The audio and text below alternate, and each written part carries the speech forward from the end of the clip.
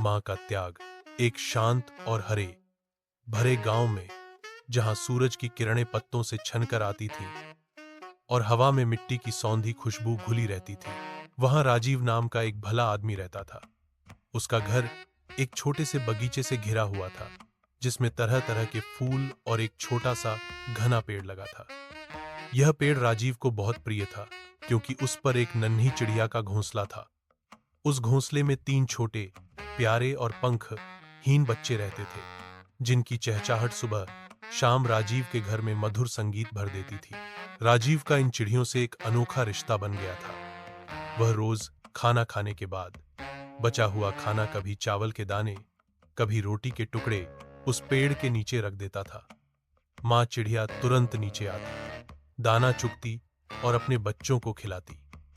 यह राजीव की दिनचर्या का एक अभिन्न अंग बन गया था, और चिड़ियों का परिवार राजीव को अपना हितैषी मानकर उस पर अटूट विश्वास करता था। राजीव को भी उन नन्हे जीवों की मासूमियत और उनकी मां की ममता देखकर असीम शांति मिलती थी। एक सुहानी दोपहर थी, सूरज अपने चरम पर था और मां चिड़िया अपने बच्चों के लिए भोजन की तलाश में दूर निकल गई थी। घोंसले में तीनों बच्चे गहरी नींद में सो रहे थे, इस बात से अनजान कि उन पर एक भयानक खतरा मंडरा रहा है।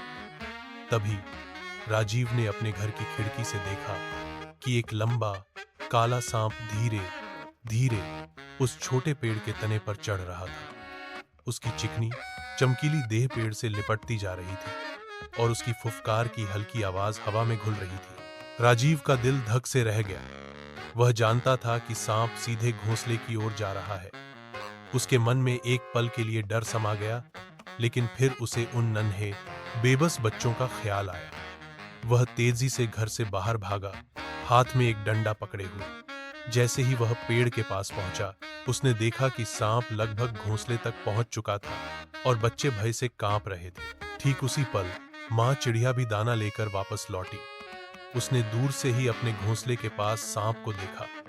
उसकी छोटी सी आंखें आतंक से भर गईं। उसने अपने पंखों की पूरी ताकत लगाई और एक पल में पेड़ के पास पहुंच गई। उसने देखा कि सांप अपने फन को ऊंचा करके बच्चों पर वार करने ही वाला था। बिना एक पल भी सोचे, बिना अपनी जान की परवाह किए, मां चिड़िया बिजली की तेजी से सांप और अपने बच्चों के बीच आ गई। उसने अपनी पूरी शक्ति से सांप के फन पर चोंच मारी। सांप तिलमिला गया। उसने पलटकर वार किया। मां चिड़िया ने एक दर्द भरी चीख मारी, लेकिन वह हटी नहीं। उसने फिर से हमला किया, बार बार बस यह सुनिश्चित करने के लिए कि उसके बच्चों को एक पल और मिल जाए। राजीव डंडे के साथ करीब आ रहा था, लेकिन यह सब इतनी तेजी से हुआ कि वह कुछ कर पाता उससे पहले ही सांप ने अपने विषैले दांत मां चिड़िया के शरीर में गाड़ दिए। मां चिड़िया एक बार फिर चीखी। उसकी आवाज में पीहा और अपने बच्चों के लिए अदम्य प्रेम समाया हुआ था। उसका छोटा सा शरीर बेजान होकर पेड़ के नीचे आ गिरा। सांप अपने शिकार को पाकर धीरे धीरे पेड़ से नीचे आया और पास की झाड़ियों में गायब हो गया। राजीव वहां पहुंचा और उसने डंडा पटक दिया। उसकी आंखें नम हो गईं। पेड़ से नीचे गिरी मां चिड़िया को देखकर उसका हृदय विदारक हो गया। उसका नन्हा शरीर रक्त से सना हुआ था, लेकिन उसकी आंखें अभी भी घोंसले में सो रहे बच्चों की ओर थीं, मानो अंतिम सांस तक उनकी सुरक्षा की कामना कर रही हों। राजीव ने घोंसले की ओर देखा। बच्चे सुरक्षित थे, अनजान कि उनकी मां ने उनके लिए अपनी जिंदगी कुर्बान कर दी थी। राजीव ने मां चिड़िया को उठाया। उसका त्याग राजीव के दिल की गहराई को छू गया। उसे महसूस हुआ कि मां का प्रेम दुनिया में सबसे निस्वार्थ और शक्तिशाली होता है।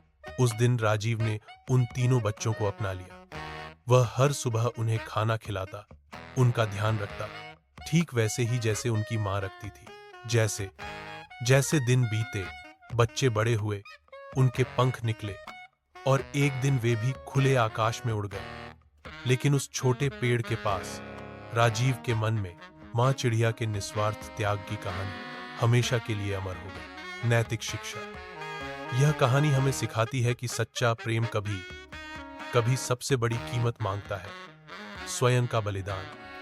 माँ का प्रेम सबसे निस्वार्थ और पवित्र होता है, जो अपने बच्चों की सुरक्षा और खुशी के लिए किसी भी हद तक जा सकता है। जीवन में कुछ रिश्ते और उनका त्याग अनमोल होते हैं, जिनकी बराबरी कोई और नहीं कर सकता।